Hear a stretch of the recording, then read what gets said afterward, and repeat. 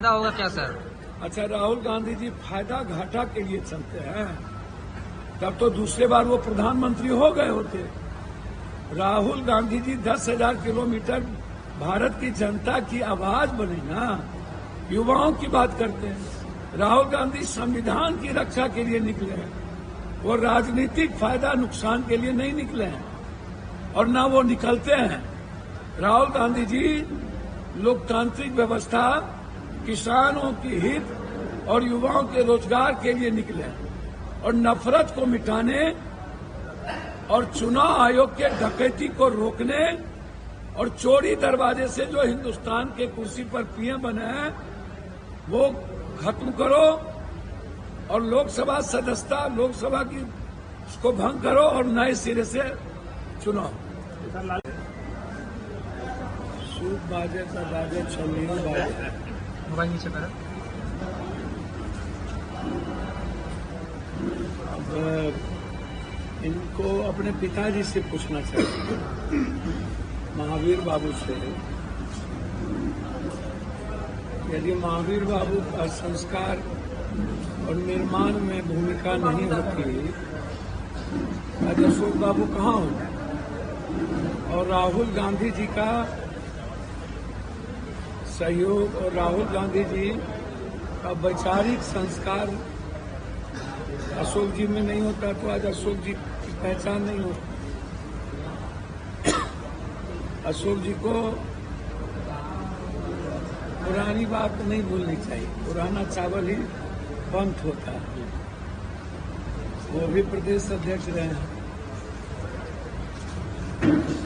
मैं सिर्फ इतना कहूंगा, अशोक जी मनमोहन सिंह जी की 2014 का इकोनॉमिकल ग्लोबलाइजेशन ना हुआ हो तो 14 में ही ना नीतीश कुमार जी आए।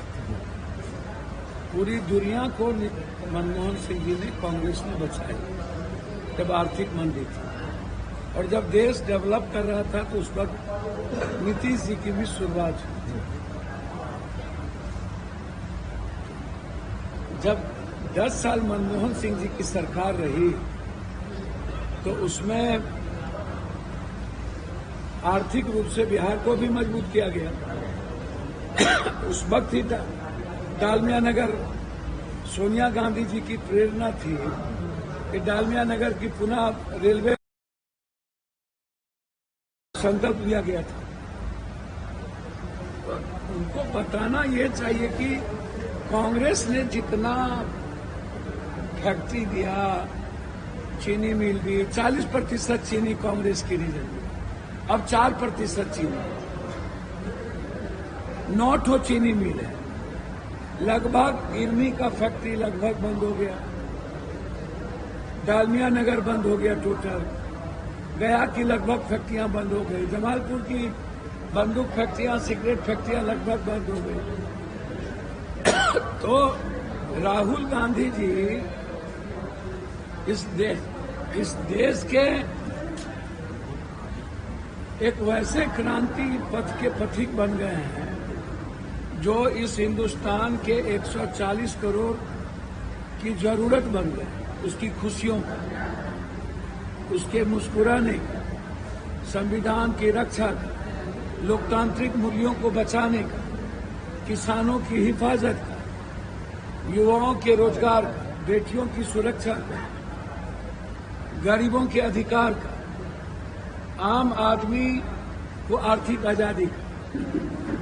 आप जब भी देखेंगे हमारे नेता हमेशा यूपीएससी की बात करते हैं, बीपीएससी की बात करते हैं, एसएससी की बात करते हैं, किसानों की बात करते हैं। हमारे नेता हिंदू मुसलमान या नफरत की बात नहीं न करते। हमारे नेता जात पात की बात नहीं न करते हैं। हमारे नेता हर जाति के युवाओं के रोजगार की बात, उसके फेयर एग्जाम की बात करते हैं। बिहार और बिहारी के अधिकार को बचाने के लिए हुआ है, हमला हुआ है, चोरी किया हुआ एक व्यक्ति प्रधानमंत्री के कुर्सी पर बैठा हुआ, जो हिंदुस्तान के युवाओं के अधिकार के उसके नस्ल पर हमला किया।